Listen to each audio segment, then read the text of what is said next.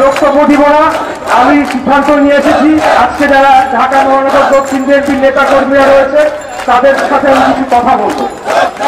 প্রিয় ভাইরা, আপনারা জানেন যে আমাদের নেত্রী, দেশনেত্রী বেগম খালেদা জিয়া আজকে বিশ্ব মা দিবস।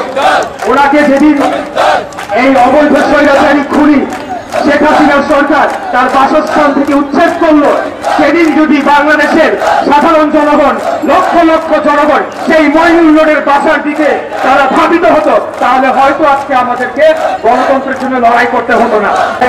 আল্লাহ জেলখানের মধ্যে মুক্তি রয়েছে, আল্লাহ সকল নেতা কর্মীকে তুমি মুক্তির ব্যবস্থা করে দাও। আল্লাহ খাস করে আমাদের নেত্রী গণতন্ত্রের মা বেগম খালেদা জিয়াকে আল্লাহ সুস্থতা, তুমি পরিপূর্ণ সুস্থতা দান করে দাও।